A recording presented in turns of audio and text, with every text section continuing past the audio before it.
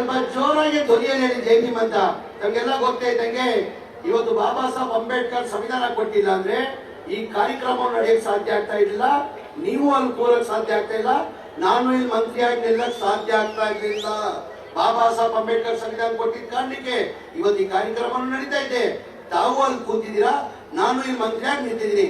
ನಮ್ಮ ಕರ್ತವ್ಯ ಆಗ್ತಾ ಜೋರಾಗಿ ಧ್ವನಿಯಲ್ಲಿ ಹೇಳುದು ಜೈ ಭೀಮ್, ಜೈ ಭೀಮ್, ಜೈ ಭೀಮ್, ಜೈ ಜೈ ಭೀಮ್.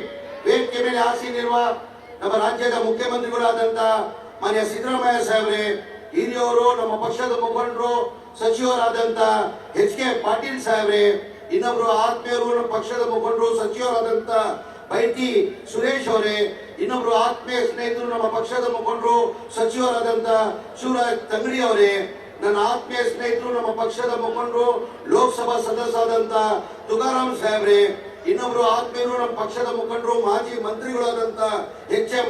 ರೇವಣ್ಣ ಅವರೇ, ಆತ್ಮೀಯ ಸ್ನೇಹಿತರಾದಂತ ರಾಜಶೇಖರ್ ಯತ್ನಾಳ್ ಅವರೇ, ಈ ಕಾರ್ಯಕ್ರಮದ ಅಧ್ಯಕ್ಷ ವಹಿಸಿರುವ ನನ್ನ ಆತ್ಮೀಯ ಆದಂತ ನಮ್ಮ ಪಕ್ಷದ ಮುಖಂಡರಾದಂತ ಎಚ್.ಆರ್. ಗೋಯಪ್ಪ ಅವರೇ, ನನ್ನ ಆತ್ಮೀಯ ಸ್ನೇಹಿತರಾದಂತ ಆಕ್ಟಿಂಗ್ ಹೀರೋ ಆದಂತ ಶಿವರಾಜ್ ಕುಮಾರ್ ಅವರೇ, ನನ್ನ ಆತ್ಮೀಯ ಸ್ನೇಹಿತರು, ನಮ್ಮ ಪಕ್ಷದ ಮುಖಂಡರು, ಮಾಜಿ ಮಂತ್ರಿಗಳಾದಂತ ನಾಗೇಂದ್ರ ಅವರೇ, ಆತ್ಮೀಯ ಸ್ನೇಹಿತರಾದಂತ ಎಂ.ಎಲ್.ಎ. ಆದಂತ ಎ.ವಿ. ನಾಯಕ್ ಅವರೇ, ಇನ್ನೊಬ್ರು ಆತ್ಮೀಯ ಸ್ನೇಹಿತರು, ಶಾಸಕರಾದಂತ ಡಾಕ್ಟರ್ ಎನ್.ಟಿ. ಶ್ರೀನಿವಾಸ್ ಅವರೇ, ನನ್ನ ಅಕ್ಕ ಆದಂತ ಶಾಸಕಿಯಾದಂತ ಶ್ರೀಮತಿ ಲತಾ ಮಲ್ಲಿಕಾರ್ಜುನ್ ಅವರೇ, ಇನ್ನೊಬ್ರು ಆತ್ಮೀಯ ಆದಂತ ನನ್ನ ತಮ್ಮ ಆದಂತ ಶಾಸಕರಾದಂತ ನಾರ್ ಭರತ್ ರೆಡ್ಡಿ ಅವರೇ, ಇನ್ನೊಬ್ರು ಆತ್ಮೀಯರು ಶಾಸಕರಾದಂತ ಬಿ.ಎಂ.